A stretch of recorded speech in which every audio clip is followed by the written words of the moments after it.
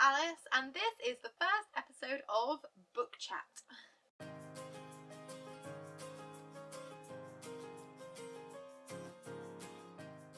Book Chat is not a unique concept.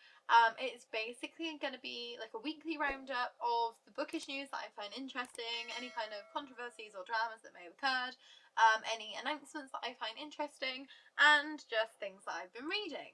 So I've been thinking of starting this for a little while. We were just waiting until we had a good kind of schedule and good time where we could fit it in. And then last week happened and it felt like the perfect time to go, actually, you know what, we're going to do this now. Because I'm sure you've all heard about it and you know what the hot topic item is going to be in this first episode of Book Chat. Because I would like it if we could discuss the FairyLoot editions of Throne of Glass. So FairyLoot announced their Throne of Glass set last Tuesday. And it was highly anticipated. A lot of people were like, this is the biggest set of the year for me. A lot of people were very, very excited to see what they were going to do with it. And the response was absolutely atrocious. Like, I was at work and I was happily bopping away to Taylor Swift in the stockroom, and then I went up to the roof to throw some rubbish out and thought, oh, I'll just refresh and see if there's been any announcements. And all I could see was just this absolute vitriol coming through, and people saying that it looked like a colouring book on the edges, people saying that it was the most bland set that FairyLoot have ever done, the most boring set they've ever done, that it was like FairyLoot. And I honestly could not believe what I was seeing. So I just want to really address here and now.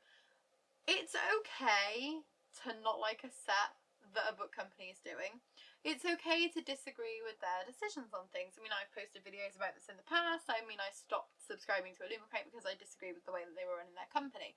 But I didn't give them abusive comments on all of their posts. I didn't like tear artists apart. It was nothing that dramatic. And I'm very much of the mindset that if there's an announcement that happens and you don't like it, if you've got something constructive to say, then fair enough.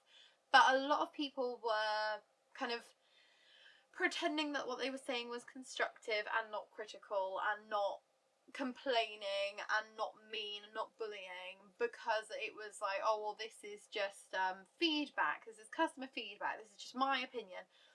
But if your opinion is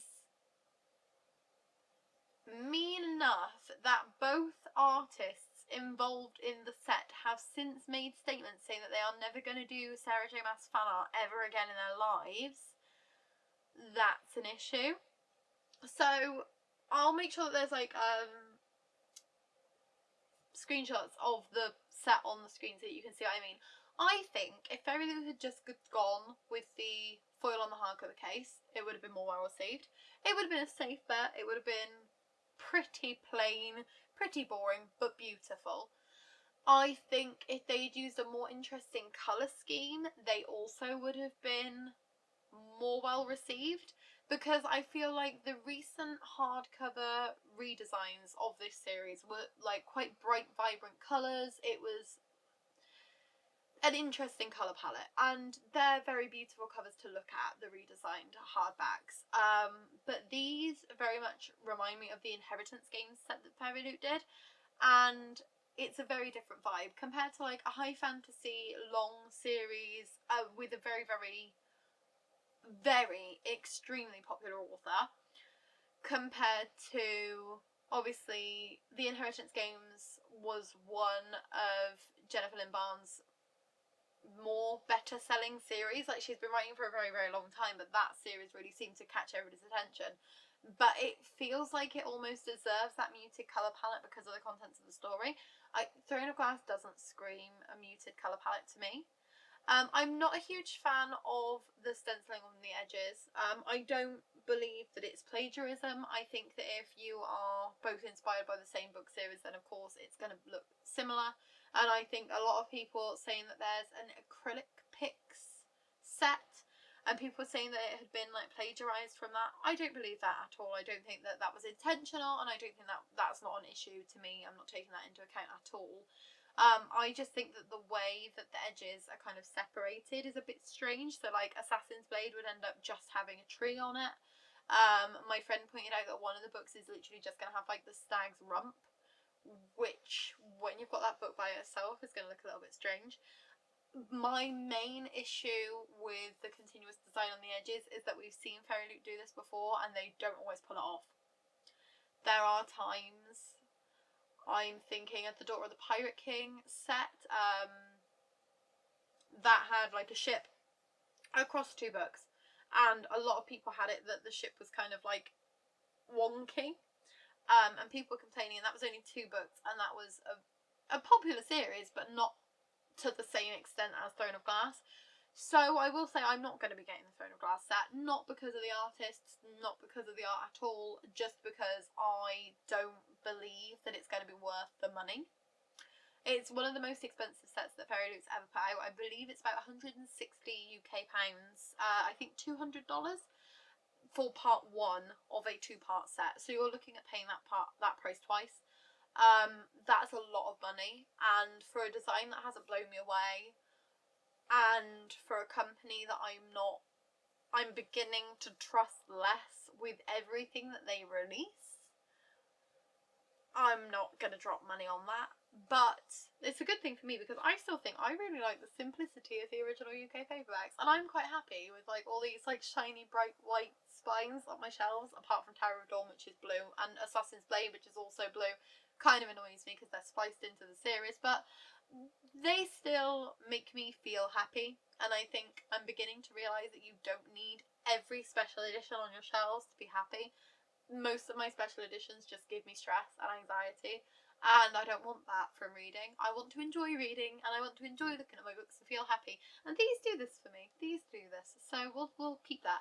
I am just going to read out the statements that the artists made, just so that you can find them, and I'll also read out the statement that FairyLoot made as well, because I've got some comments to make about that too, because I think that FairyLoot did the artists dirty. I think that they were not as supportive as they could have been. But I'll read out the statements first. So the first is from Morgana O'Anagram, and Morgana did the artwork on the end papers of the mock-up. And her statement is this: "The past few days have been eye-opening. I've never thought highly of myself or my art before, but now I know people love to hate my art style. I didn't want to make a statement about this FL drama happening, but I can't be silent even if I wish to. First, I want to thank my fellow artists for their support. I'm grateful to be a part of this community. We share a love and passion for books and create art to make us and others happy. I once felt the same with SJM fandom, but now I feel like a used ragdoll. My art is not welcome anymore, and I'm not welcome either. And to be frank, I would rather give love to other amazing books than redraw Reese over and over and over again. Get hate over minor details. I am tired, overworked, and I can't compete with AI with my human skills. Unfortunately, I cannot make perfect art that everyone equally loves. I'm already tired of drawing passport portraits as it is. It's a vicious cycle. From this day on, I won't be sharing any SJM art ever. I think you all are already fed up with my renditions as it is. I'm going to focus on my personal art, draw more scenes rather than just portraits. I'm going to give more love to my OCs and try to change my art style because I'm the one who hates it the most. As for the FL artworks, be assured that all the art was approved by SJM herself and her team. I'm sad that my art was disappointing. I put all my energy into it. I wholeheartedly hoped that if not everyone, most of you might like it. It seems I failed miserably and I feel sorry for this. I've read all your comments, unfortunately. I can't depict characters the way every one of you wants. Wish I could, but I'm not AI to generate thousands of images to choose from. I'm going to take your constructive criticism to heart and improve my skills, try my best and change my flaws. But I won't be taking vile hate comments which give nothing but sadness and grief.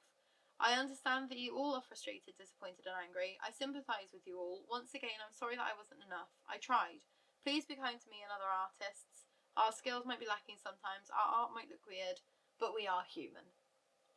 And I think that's a very, very poignant statement there, because I mean, Morgana illustrates a lot for FairyLoot. She's done some of FairyLoot's most loved sets, and the fact of the matter is that she did the Sarah J Maas calendar that came out for 2024, and I saw people be selling that for like nearly £100.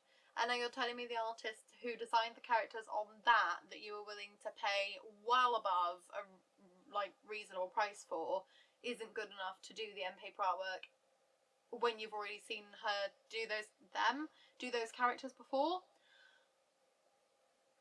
Begs the question of what people are thinking. Meanwhile, the other statement came from Michaela Alcano Design, and Michaela is the one who did the stenciled edges. I'm deeply saddened by the distressing experience of harassment I've endured in the past 24 hours. I fully appreciate the desire for the faithful adaptation of the beloved Throne of Glass books, and I'm actively engaged in discussions with FairyLoot to implement updates that better capture these nuances. However, I must firmly address accusations of plagiarism regarding artwork I was unaware of. My brief was to depict a scene of Terrasen, and any resemblance to existing work was purely coincidental. Had I been aware of its existence, I would have pursued a different creative direction, as I initially had other concepts in mind. The artwork underwent thorough approval processes from not just FairyLoot, but Bloomsbury and Sarah's team, and had any concerns been raised, I would have promptly addressed them. My Instagram has always been a platform for fostering creativity and spreading kindness. I implore you to understand that I can only defend what I know to be true. Please remember to be compassionate, as real individuals are impacted by our words and actions. And then in the caption of that statement, Michaela put, I am always about being as true to books as possible, as well as spreading kindness in all that I do. If you have valuable feedback, I will always take it into consideration, but if people want to harass and torment, please unfollow me, because it is something I do not stand for. Please remember that real humans are behind these accounts. I am now also standing with Morgana O Anagram and will no longer take on any more SJM work other than the ones I've already been commissioned for. So, obviously had a very big impact on them, obviously something that they feel very passionately about. And then you come to FairyLoot's statement, which was posted, I think, about 2 days, maybe a day after Morgana's statement, in which Morgana and Michaela both posted them on their public feeds. FairyLoot put in their Instagram story, so obviously something that's not always visible to everybody, something that does expire quite quickly. Throne of Glass update. We have heard your concerns about the Throne of Glass exclusive editions, and we will be in touch soon with updates. The online harassment our illustrators have received is unacceptable. We support our artists wholeheartedly and are proud to work with them on these special editions. Thank you to the readers who have taken the time to show kindness to the artists. Now, my main issue with this is the artists had to come out and defend themselves before FairyLoot said anything. They posted the reveal on the Tuesday. From what I can gather based off the timeline, I didn't follow either of the artists, so I didn't see the statements when they originally went out. But from what I can gather, Morgana commented quite early on Friday. Michaela followed quite closely behind, and then FairyLoot posted at about 10 PM UK time on like Friday night. So, over 3 full days, well, nearly 3 full days, Tuesday night, Wednesday night, Thursday night, Friday night, yeah, 3 full days had passed before they even bothered to put anything on their Instagram story, which seemed a little bit strange. I know, obviously, a lot of companies don't address these things and then they blow over, and I don't know if that's what they were maybe relying on a little bit. Because I think there was a very easy way for FairyLoot to diffuse the situation, because they did the reveal at I think 2 PM, and then at 6 PM they posted the sneak peek of the end paper artwork, and it had a caption on it that was something along the lines of, "Thank you so much for all of your excitement about this new exclusive set. Here's a sneak peek of the end papers." But the issue there is that nobody had been excited, or the excited comments were few and far between. Most people were criticising the depictions of the scenes because they said that they weren't accurate. A lot of people were complaining about the price and asking for FairyLoot to address why it was such a high price point compared to their usual price. Obviously, a lot of people tagging the artists and complaining about the way that the characters have been represented. And I feel like you should kind of read the room there, FairyLoot, and go, right, okay, this is not going down well. They are not enjoying this anywhere near as much as we thought they were going to. Actually, it might be a good idea if we unschedule the end paper reveal, leave it a few days until everybody's kind of calmed down, and then put it up. Because it was just like adding more fuel to the fire. People are already complaining. The comments are going absolutely out of fucking control, and they're like, hey, also here's some end paper artwork. We know you're excited. it just kind of felt like they were being a little bit smug about it. And I know it's the same way that they do all of their announcements. They always do the first announcement and then the sneak peek, the first announcement and then the sneak peek. But I think if the reaction is so overwhelmingly negative, take a step back and just think, maybe we should address this quite soon. Maybe we should say, look, we appreciate your concern, however, we've discussed this, we've discussed that. Give us some more information about the creative process. Give us some more information about the kind of the decisions that you've made. Oh, we decided to go for a muted colour palette because of X reason. Oh, we wanted to do the end papers like this because of Y reason. Oh, we wanted to do the edges stenciled in this manner because we thought it would look like this. And I think if they'd just kind of maybe left it until the morning after and said like, oh, hi everybody, we've been seeing your comments, here's some more information, it could have diffused the whole situation. But instead it just felt like they added fuel to the fire and then they stood back for 2 days and were like, oh shit, they're not calming down, what do we do? The bare minimum. It's a controversial one. Personally, I ain't buying it, but I'm also not criticising the artists. Not to my taste, mostly because of the colours, which I'm sure was probably mostly Bloomsbury's decision anyway, because they obviously get like very involved in like the covers and things. But yeah, definitely think that FairyLoot took an L on this one, just because of the fact that they didn't support the artists as quickly as they probably should have, and that the artists had to go to the lengths of defending themselves and saying that they're refusing to ever do artwork for the fandom ever again, before FairyLoot were like, ooh, we should probably say something. Yeah, I lost a lot of my respect with that, but yeah. We will move on to the next thing, which is also FairyLoot related, because FairyLoot posted a teaser reel for their May Romantasy book pick, and I'm not going to give away the title, just in case people don't want to see spoilers. So that's like something you can let me know down in the comments. If you want to hear spoilers for things, if you want to hear like my predictions for what's going to be in book boxes when they do the theme announcements, I can put that in these videos. I just don't want you to have like a jump scare spoiler if you're not expecting it, especially because this is the first episode and we've already had like a 15-minute rant about something, so it's going well so far. But anyway, they posted the May Romantasy teaser, and I'm really doubting my choice to have this subscription, because from what I can gather, book 1 is not spicy at all, and book 2 is like dark romance, like a very dramatic shift change from the first book. So I'm not quite sure how consistent this subscription is going to be, or whether it's just a case of like books that are good but they won't put them in like a FairyLoot box or a FairyLoot adult box. We will wait and see. And if any of you are interested in a prediction guess for this, you can always check out Autumn Book Reads on Instagram, because she's normally pretty on money. And a lot of times if I have an idea in my head, I go and check with her and see.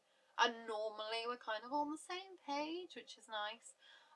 So you can always check that out if you would like spoilers, but just let me know in the comments if that's something you'd be interested in the future. I feel like we should also just do a quick shout out to the fact that Wisteria by Adeline Grace had its cover reveal this week, and Georgia Summer's next book, The Bookshop Below, had a title reveal, and both of those authors have been featured in FairyLoot before, so it's likely it will be getting FairyLoot editions specifically of Wisteria, because they've already done the first 2 books in the series, but we might see a special edition for The Bookshop Below as well, so that's something else to keep an eye out for when it comes to FairyLoot. So now we'll move on to Illumicrate. They sent out May emoji hints for subscribers, and I will put the emojis on the screen here. But again, I'm not going to say what my guesses are, but I will say I think I'm skipping both, because I think that one of them is going to be in FairyLoot next month. And I think that one of them has a very beautiful Waterstones edition that I've put myself on the waitlist to buy if it comes back into stock. So, providing that comes back into stock before renewal date, probably going to be skipping both of these. They also announced their edition of, I believe it's called Masquerade of the Heart by Katie Rose Poole, which was the sequel to Garden of the Cursed. I won't be buying that because I don't really buy any Owlcrate sequels because the shipping is extortionate to the UK. But if you are interested and you did like the first book, then that's something else that you can check out. Now, I'm going to talk about Illumicrate for a little bit, because even though I don't subscribe to them anymore, as a UK reader, they are still one of the biggest book boxes on the scene, so it is good to be able to give them a little bit of, I guess, appreciation for what they're releasing, which is one of the reasons that I have this Savage Song here, because they've announced a special edition of the Monsters of Verity series by V. Schwab. They are not signed, but they are very, very beautiful anyway. I will admit that I was tempted for like a minute there, but I do really like the original UK paperbacks. I have the Owlcrate edition of this Savage Soul. This is how old this is. This is from 2016, an Owlcrate edition. And I like it, but I'd just quite like to have a matching set, so I'll probably either buy the US hardcover and then get rid of my UK paperback, or buy the UK paperback for the first one, because I have them in a mismatched set. But I do like Victoria Schwab's writing, and it's nice to see this getting another special edition, because I've not really seen many people talk about it since it came out. So that's quite cool. Elsewhere on Illumicrate's week of announcements, they announced that they're doing another volume of Lore Olympus by Rachel Smith. Smythe? I really need to look up how to say that one. I haven't read it. It's a very popular webcomic that's being printed in bound editions. Illumicrate have already done the first 4, so I think this is book 5. Please fact check me if I'm incorrect. I mean, you'll be able to tell because I'll have the picture up on the screen. They've also announced that they're doing the newest Ali Hazelwood book, which I think is called Not in Love. I'm going to have a look now. It is called Not in Love. I should have just trusted myself on that one, shouldn't I? They've announced Not in Love, but not only that, they've also announced that they're reprinting the first 3 Ali Hazelwood books that they did, which are The Love Hypothesis, Love Theoretically, and Love on the Brain. So they're doing it that you can either buy the books as a set of 3, or you can buy the books with reversible dust jackets, and this has made a lot of people very angry as well, which is surprising. Not because it's a reprint, but because apparently when they sold the original books, you had to buy them all individually. So people have spent so much more on like shipping and the export rates and things like that. And now obviously they've reprinted it as a set of 3, so people could just pay all of those fees once. And also it sounds like there's a lot of people who have like 2 out of the 3 but haven't got the chance to buy the other one individually because of the fact that they're now reprinting it as a set rather than reprinting it as 3 separate books. I met a really good friend that way, Rebecca Fowle, who also has a YouTube channel. We both wanted to get 1 each of the books in the Nevernight series when Illumicrate did a reprint on that before, and it worked perfectly, and we're still friends to this day. We hang out in person now, it's great. But I can see why people would be annoyed that they weren't able to just buy the one specific one that they wanted, especially if they'd paid a lot on already importing the other ones, because then it's like, do you force yourself to buy all 3 and hope that you can resell the others at cost, or do you just let it go?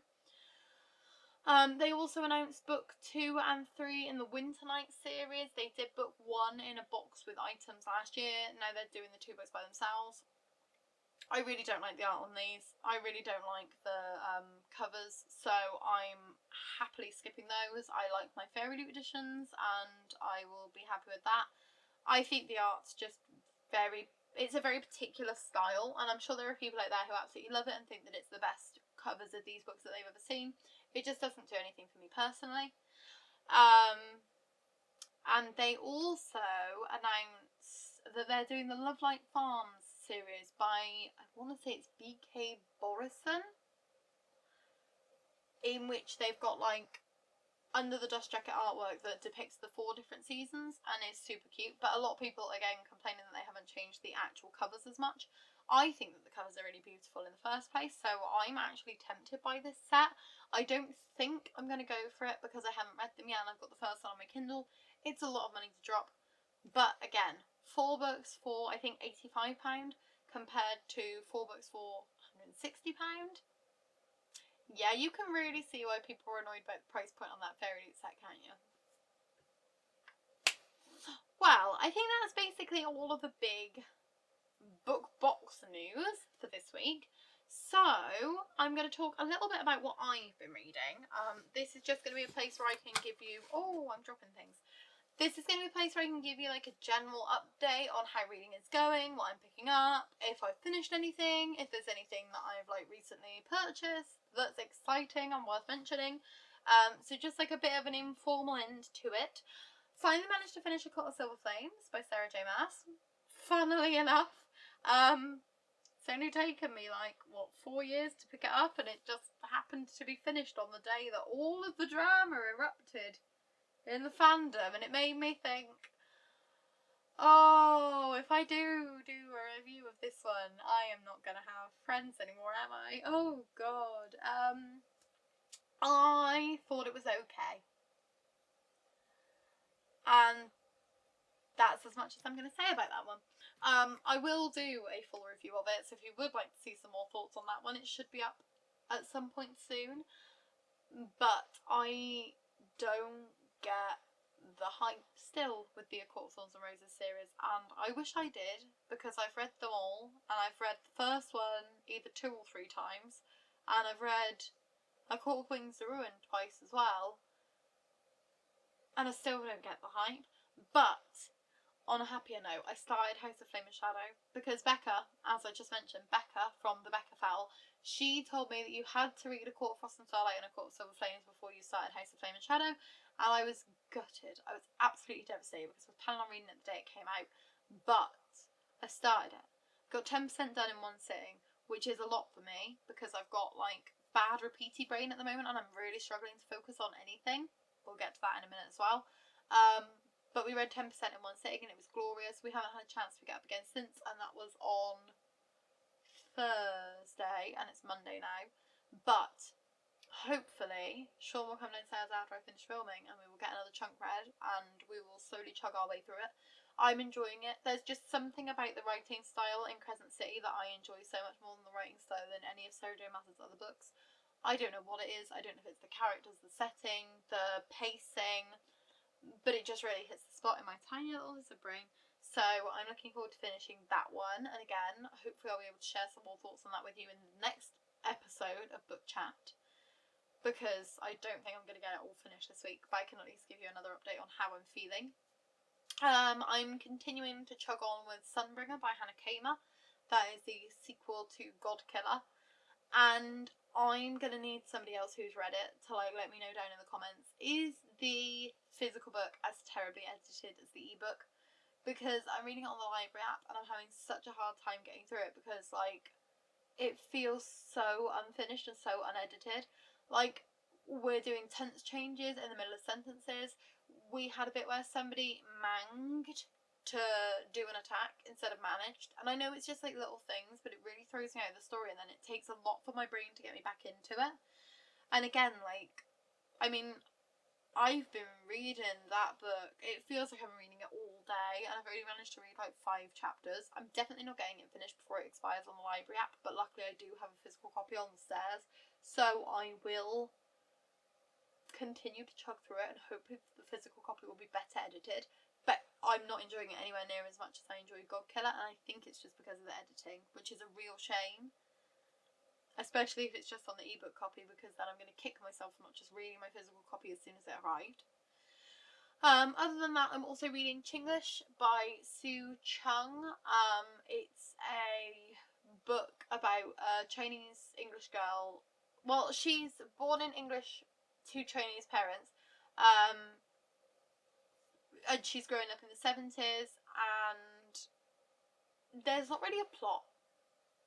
It's like her diaries, and it's kind of quirky, funny, and it's got little illustrations, but it's really hard to keep convincing myself to pick it up because just nothing is happening. She's just going to school, and then complaining about her cousins, and then complaining about her pets, and then getting a boyfriend, and then not having a boyfriend anymore, and having a fight with her friend, and then being friends again, and it's just very aimless. And it should be a quick read, but I am reading it quickly. Other than that, I think that's everything that I've been reading this week. Looking ahead, I would like to get Sunbringer finished. Ideally tomorrow, because that's when it expires on the library app. But I also have like a third of it left. And it's taken me like 2 weeks of reading it constantly to even get that far through. So that's not going to happen. I'd like to get another chunk of House of Flame and Shadow done, but again, repeaty brain is kicking in. We tried to read a chapter last night and I basically just read 5 Kindle pages and then wanted to scream. It took me like 25 minutes. I just had to keep like repeating sentences over and over in my head. I don't know if it's an ADHD thing or just an I'm tired thing or just a me thing, but it's not going the best. And again, Chinglish, I haven't picked up for a couple of days and I don't regret that. I should probably just DNF it, but I'm so hesitant to, because I read the first half so quickly and then just kind of hit a brick wall. And again, I don't know if that's me. I don't know if it's just because I'm tired, but hopefully talking about books on a regular basis will help me have a little bit more energy for actually reading. So I hope that you enjoyed this video. I hope that you enjoy the concept of book chat. Please let me know down in the comments if there is anything you would like to see in future episodes, if there are any other book boxes that you'd like me to feature, if you'd like me to go more in depth about the things that I'm reading rather than just like feelings, if you'd like plot points or spoilers or anything like that. Let me know if you think this is a terrible idea and I should just stop talking. That's also an option. But yeah, hopefully we'll see you next week with one of these and maybe see you in a couple of days with a different kind of video as well.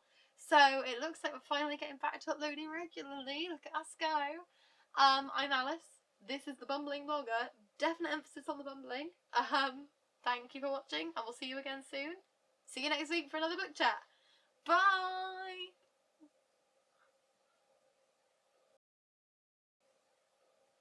What's wrong with me?